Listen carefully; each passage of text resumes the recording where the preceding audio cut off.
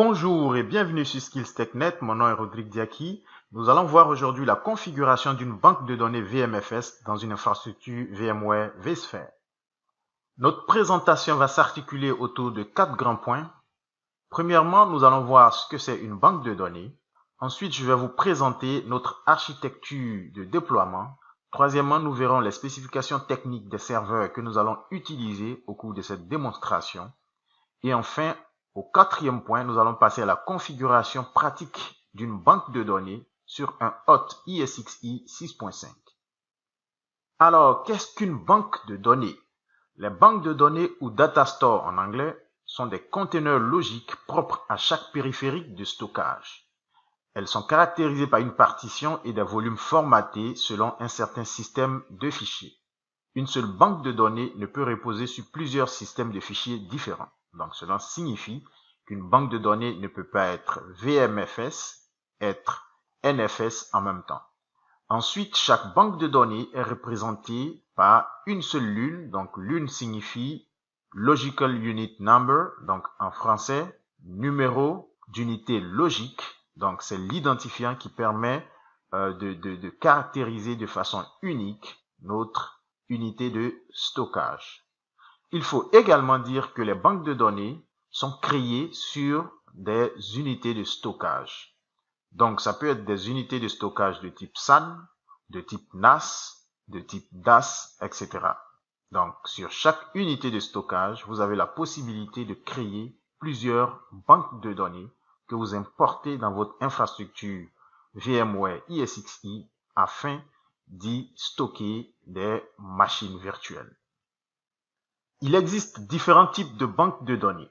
Des banques de données de type VMFS dont je parlais tout à l'heure, donc spécialement utilisées dans les environnements VMware vSphere.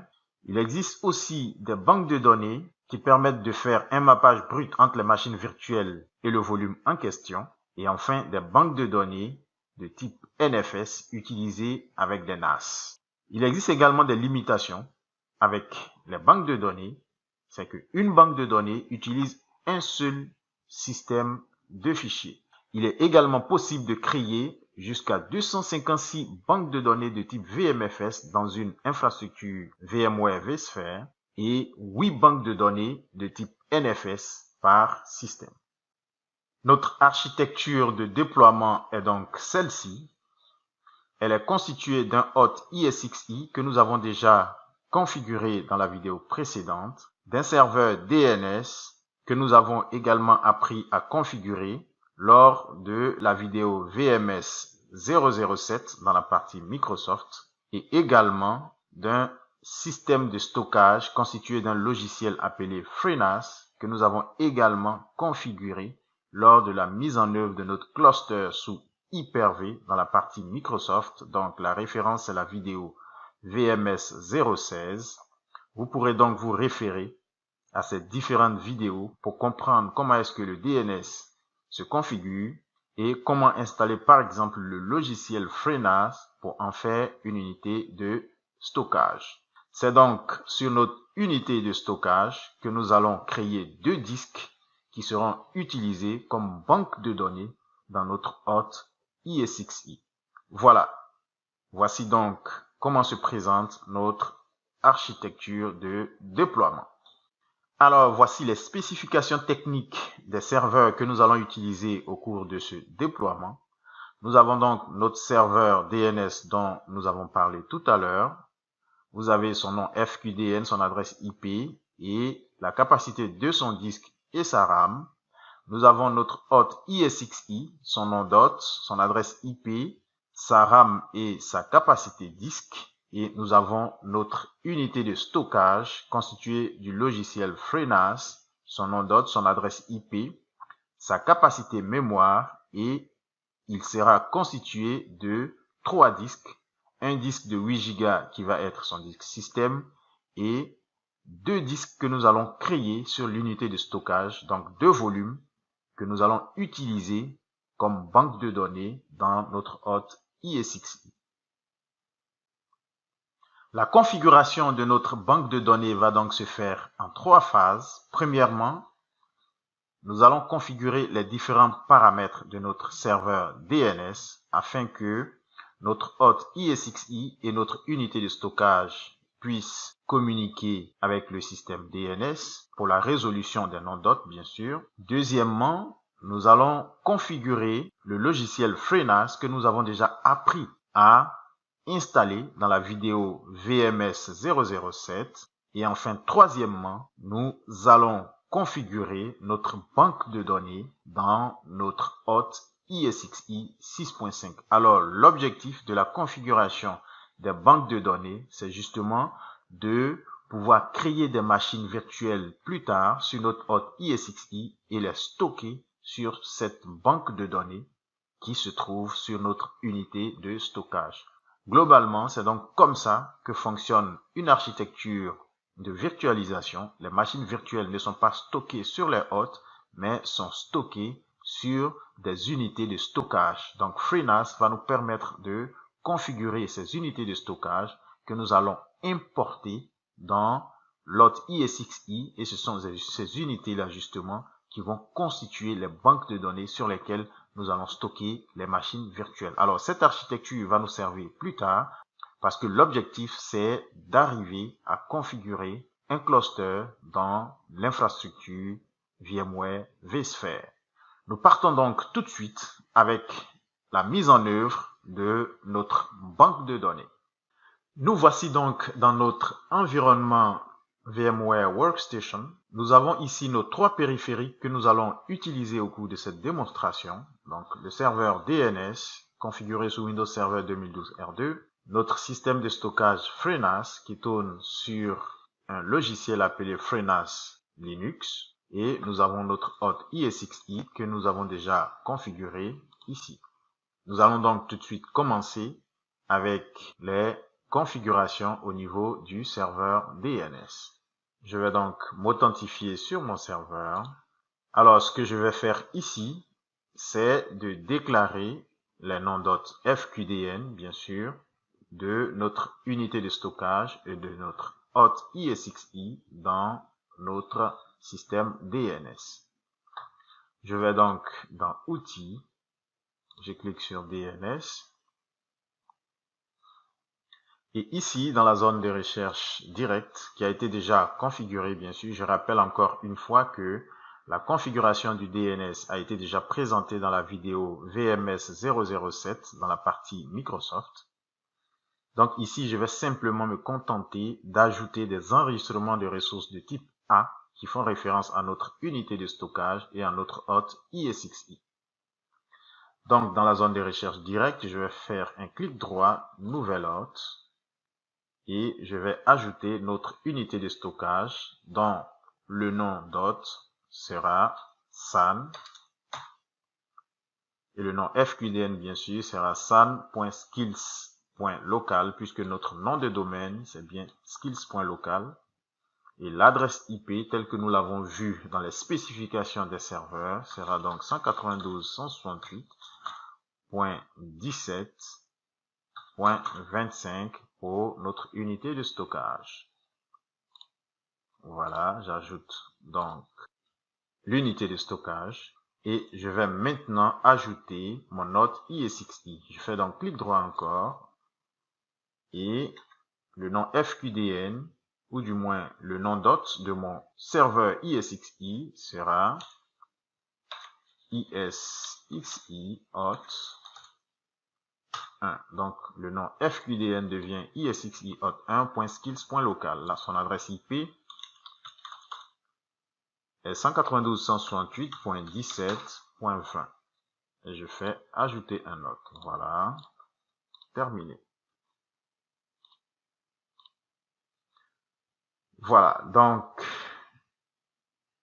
je viens d'ajouter mes deux périphériques que je vais utiliser au cours de cette démonstration. Il s'agit donc de mon hôte ISXi et de mon unité de stockage SAN dans mon système DNS. Voilà, c'est donc tout ce qu'il y a à faire au niveau du serveur DNS. Ensuite, nous partons maintenant pour la configuration de notre système de stockage FreeNAS. Je rappelle encore une fois que dans la vidéo VMS 016, donc dans la partie Microsoft, nous avons appris comment installer FreeNAS et comment créer des disques avec cette application.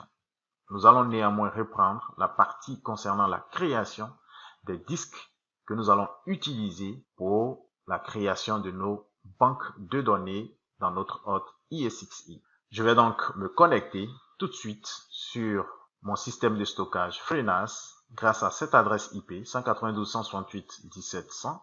Alors il faut dire que mon serveur DNS a également un serveur DHCP qui est déjà en cours d'exécution. Voici la raison pour laquelle notre FreeNAS a déjà une adresse IP qui est 192.168.17.100 qui lui a été attribuée par notre serveur DHCP. Nous allons donc changer cette adresse pour qu'elle corresponde à nos spécifications matérielles prévues pour cette démonstration. Cette adresse va donc devenir 192.168.17.25. Je vais donc me connecter maintenant sur l'interface de configuration de mon FreeNAS pour changer cette adresse IP et ensuite créer les deux disques dont nous avons besoin pour la création de nos banques de données sur notre hôte ESXi.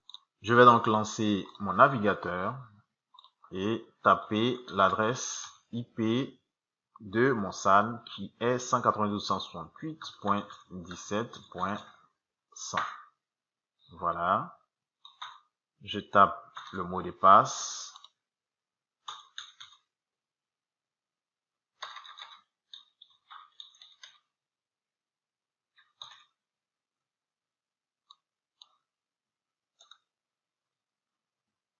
Voilà, j'accède donc à mon unité de stockage et dans un premier temps, je vais ajuster les paramètres TCP/IP.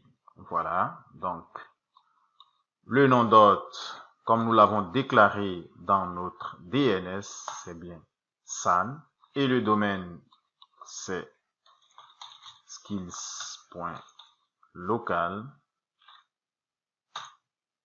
Donc le nom FQDN sera san.skills.local. Donc le gateway c'est 192.168.17.2. L'adresse IP de notre serveur DNS c'est 192.168.17.10. Je vais sauvegarder ces informations.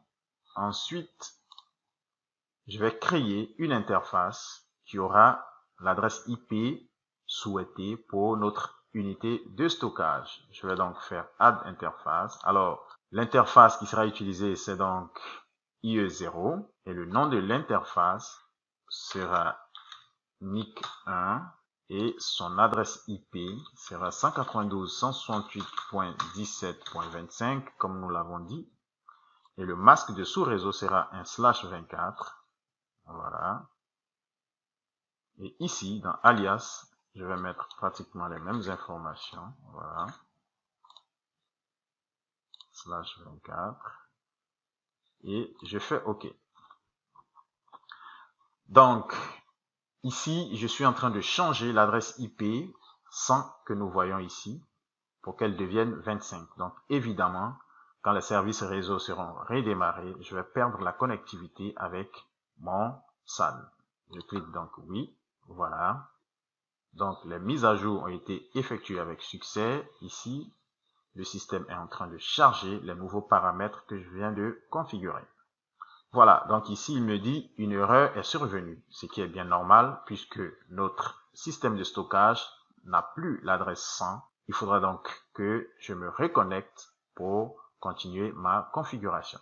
Je vais donc fermer cette fenêtre et je vais me reconnecter avec la nouvelle adresse. Mais avant, je vais vérifier au niveau de ma console. Voilà. Et je tape la nouvelle adresse 192.168.17.25. Et voilà. Je vais saisir mes accès administrateurs qui eux sont toujours valides. Voilà. Et ici, dans information système, nous voyons bien le nom FQDN que nous avons déclaré dans le DNS qui apparaît ici. Et dans réseau, nous voyons l'interface que nous avons créer. Voilà, notre réseau est donc correctement configuré dans notre unité de stockage. Nous allons maintenant passer à l'étape suivante de la création des deux disques. Alors, avant donc la configuration de nos disques, il va bien sûr falloir les ajouter à partir de notre environnement VMware Workstation. Je vais donc arrêter mon FreeNAS et ajouter les deux disques avant de revenir et les configurer. Je vais donc cliquer sur Shutdown pour arrêter mon FreeNAS. Voilà. Il est donc en train de s'arrêter. Voilà. Et voilà. Et donc, dans Settings, je vais ajouter les deux disques. Je clique sur Add. Voilà. Suivant. Donc, je laisse l'option SCSI. Je fais suivant. Donc, créer un nouveau disque virtuel. Suivant. Et là, je vais choisir 150 Go. Donc, stocker le disque comme un fichier unique. Je fais suivant et finish.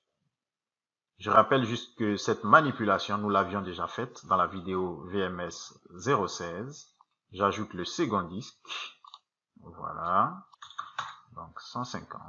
Alors, dans les spécifications que nous avons montrées dans notre diapositive, dans ces spécifications, vous voyez que l'unité de stockage a deux disques de 142 Go.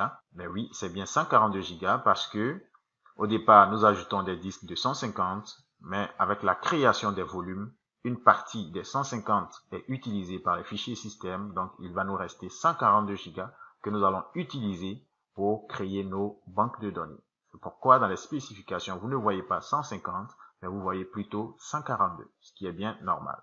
Donc, je fais suivant et je crée le second disque. Voilà, nous avons donc nos deux disques, plus le disque système et la RAM qui est de 1 Go. Donc, les spécifications correspondent donc à ce que nous avons exactement décrit lors de la présentation des spécifications des périphériques utilisés dans cette démo. Je fais donc OK et je mets mon FreeNAS en marche. Voilà. Je le laisse démarrer tranquillement et quand il aura fini de démarrer, je vais me connecter pour commencer la configuration des deux disques. Voilà, le démarrage est donc terminé. Nous voyons bien ici que notre FreeNAS a changé d'adresse. Il n'est plus 192.168.17.100. Il est plutôt 192.168.17.25. C'est bien l'adresse que nous avons définie lors de la configuration. Je vais donc me connecter dessus. Je lance mon navigateur. Et je tape 192.168.17.25. Et voilà. Voilà. Donc, je vais visualiser mes deux disques que je viens d'ajouter en allant dans Storage, View Disk. Et voilà. Les deux disques sont donc là. Voici donc les capacités et les autres paramètres. Ce sont donc ces deux disques que nous allons utiliser pour créer les deux volumes qui seront utilisés comme banque de données dans ESXi. Alors, nous allons donc partir très rapidement parce que nous avons déjà vu cette configuration lors de la vidéo VMS 016 dans la configuration de notre cluster Hyper-V. Nous allons donc créer notre premier volume que nous allons appeler Datastore 1. Donc, pour ce faire, je vais dans Storage, Volume, je déroule Volume et Volume Manager. Voilà. Donc, dans cette fenêtre Volume Manager, je clique sur Manual Setup et ici, je vais donner le nom de mon volume que je vais appeler Datastore 1. Et je choisis le disque, donc le premier disque appelé DA1 et je fais Add Volume.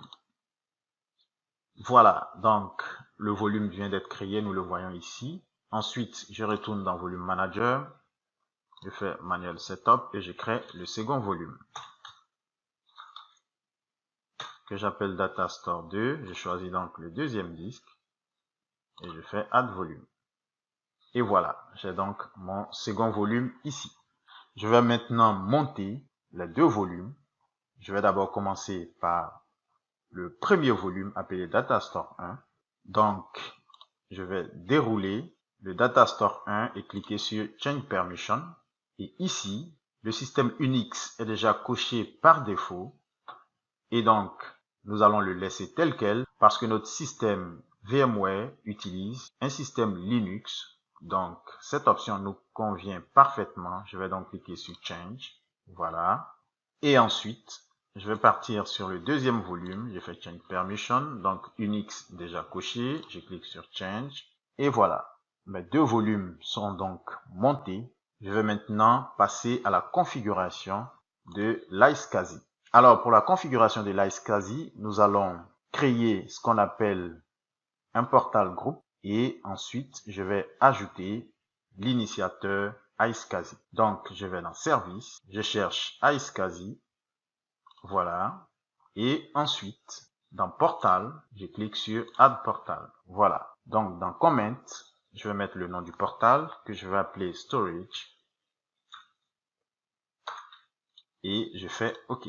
Ensuite, je vais créer l'initiateur, je fais Add Initiator et ici, je vois Initiator All, Authorized Network All, donc ces deux paramètres nous conviennent parfaitement et je vais juste faire OK. Alors, je rappelle que j'ai déjà expliqué tous ces paramètres dans la vidéo VMS 016, donc nous n'allons pas nous attarder là-dessus. Je vais simplement continuer la configuration. Donc, après avoir configuré l'iSCSI, nous allons continuer dans la création de nos volumes. Et maintenant, je vais créer les extensions et après, je vais créer les cibles, lier les cibles aux extensions. Et après, finalement, je vais démarrer l'iSCSI et SSH. Voilà. Donc, nous partons tout de suite avec la création des extensions. Donc, je clique sur Extend. Je fais Add Extend. Et dans Extend Name, je vais mettre Datastore 1. Et Extend Type, donc je laisse File. Et dans Path, je vais cliquer sur Browse. Et ici, je vais dérouler MNT. Et là, j'ai mon Datastore 1. Et là, après le Datastore 1, j'ajoute encore Datastore 1, qui sera le nom de l'extent. Donc, Datastore 1, voilà. Et ici, je vais mettre la capacité qui va correspondre justement à la capacité de mon disque. Alors, je vais taper 142 Go. Voilà. Alors, je veux juste rappeler que la valeur que vous saisissez ici doit être un multiple de 512 kilooctets parce que les blocs utilisés sur notre SAN sont donc des blocs de 512 kilooctets. Donc, la capacité que vous saisissez ici doit être un multiple de 512 kilooctets.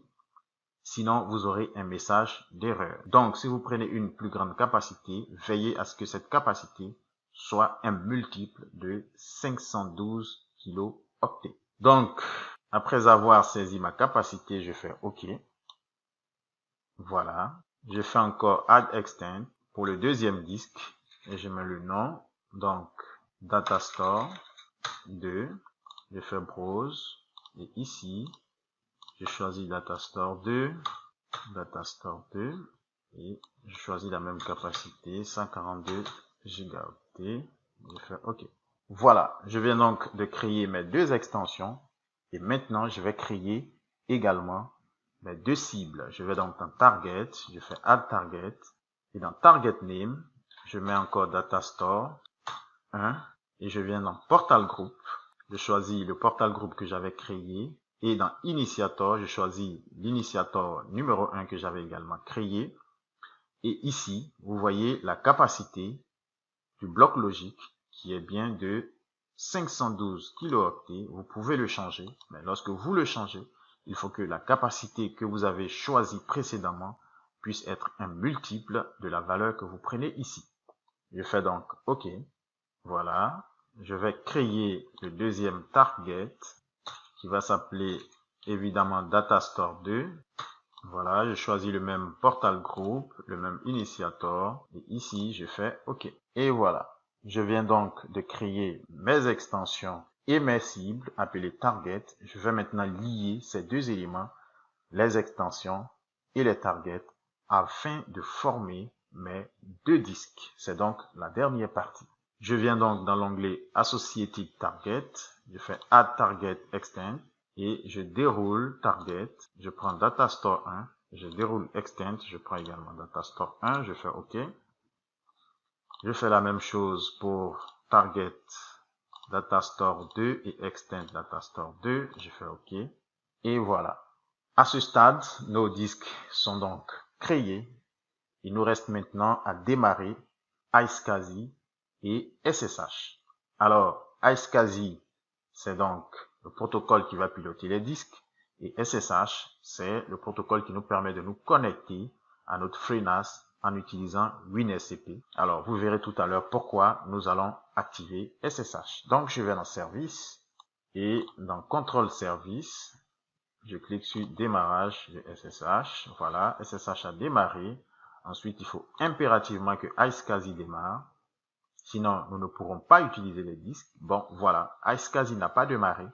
Et j'avais déjà expliqué la raison de ce problème dans la vidéo VMS 016. Nous allons donc reprendre encore l'explication pour dire que lors de la confection, donc de l'édition de ce logiciel, il y a eu une erreur de programmation dans le code source. C'est donc cette erreur que nous allons corriger avant de revenir démarrer l'iSCSI.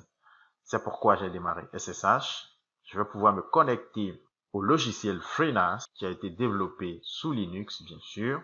Et grâce à WinSCP, je pourrai corriger cette erreur avant de revenir démarrer iSCSI. Je vais donc lancer mon WinSCP et mettre l'adresse IP de mon FreeNAS 192.168.17.25. Je mets le nom d'utilisateur, c'est donc root, et dans mot de passe, je saisis le mot de passe et je fais connexion. Voilà. Alors, pourquoi est-ce que l'accès m'est refusé? C'est justement parce que, après avoir activé SSH, je n'ai pas demandé au système de pouvoir accepter les connexions distantes. Et c'est ce que je vais faire maintenant. Donc, dans SSH, je clique sur Paramètres et ici, je vais cocher Login as root with password. Je fais donc OK et je reviens dans mon WinSCP rapidement. Je saisis mon mot de passe. Bon, je suis encore refusé. Je vais donc annuler et reprendre. Voilà, je fais 192, 168, 17, 25, root et je mets le mot de passe.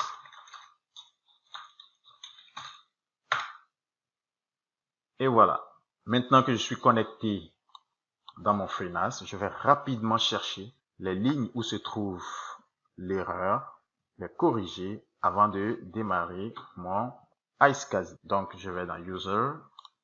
Voilà, je vais à la racine. Dans User, Local, libexec. Voilà, libexec, je recherche NAS et je cherche le fichier generatectl. Voilà, donc generatectl conf py. Je vais éditer ce fichier et aller à la ligne 64. Voilà, donc c'est à la ligne 64 que se trouve l'erreur. Voilà, c'est donc ici. Donc ici, il faut simplement ajouter in, comme c'est fait à la ligne qui se trouve juste au-dessus. Donc il y a un in qui manque ici. C'est donc une erreur de programmation. Je vais enregistrer le fichier, je vais le fermer et je vais retourner dans mon FreeNAS et démarrer iSCSI. Et voilà, iSCSI a démarré. Cela veut dire que notre FreeNAS a été parfaitement configuré. Nous allons maintenant passer à la suite de notre démonstration. Dans la seconde partie, nous allons maintenant configurer nos banques de données dans notre hôte ISXi. Pour cela, je vais me connecter sur mon ISXi et ajuster les paramètres de configuration avant de continuer. Donc, voilà, voici mon hôte ISXi qui lui également a pris une adresse IP par DHCP. Donc, cette adresse, vous la voyez ici, c'est 192.168.17.102. Je vais la changer pour qu'elle corresponde aux spécifications que nous avons montrées en début de présentation. Donc, l'adresse IP qu'il convient de mettre ici, c'est bien 192.168.17.20. C'est cette adresse que nous avons déclarée dans notre DNS. Je vais donc appuyer sur F2. Voilà, taper mon mot de passe.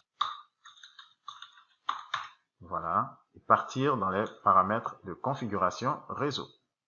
Voilà, donc Network Adapter ça c'est déjà bon. Je vais venir dans IPv4 configuration.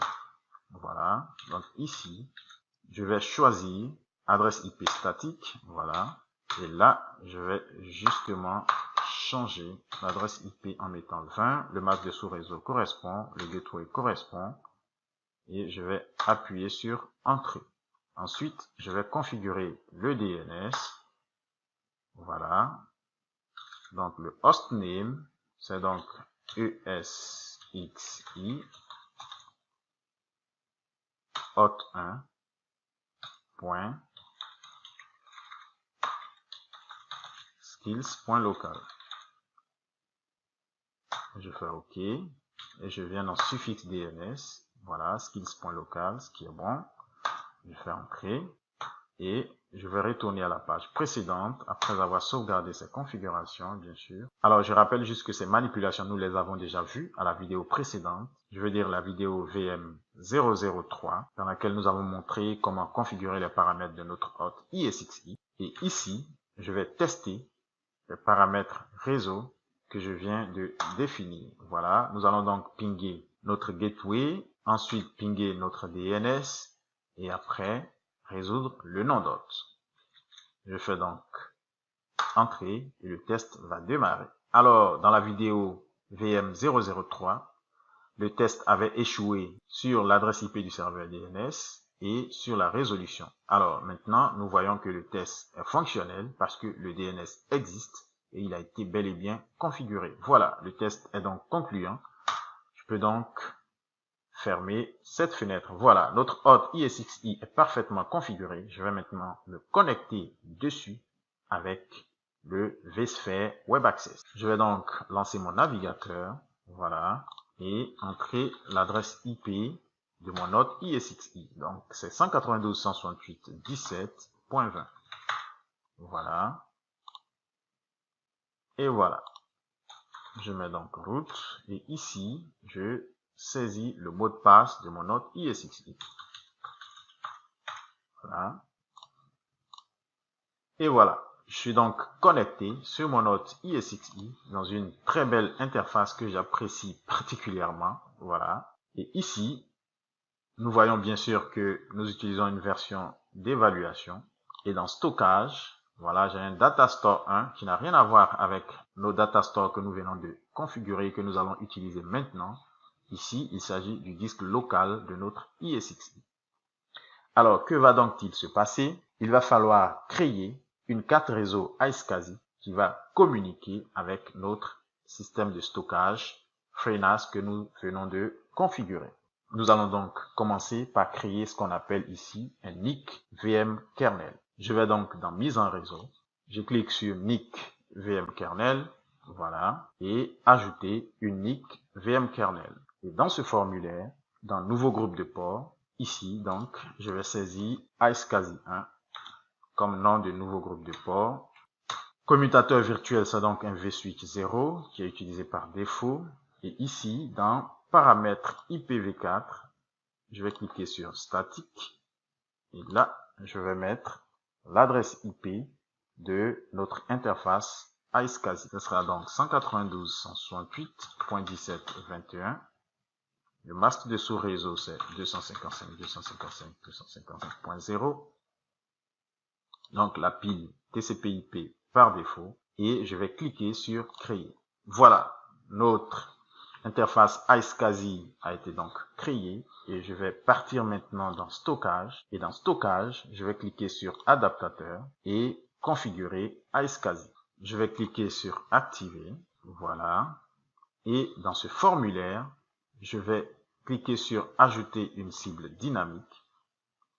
Et juste en dessous, je vais définir l'adresse IP de mon système de stockage SAN.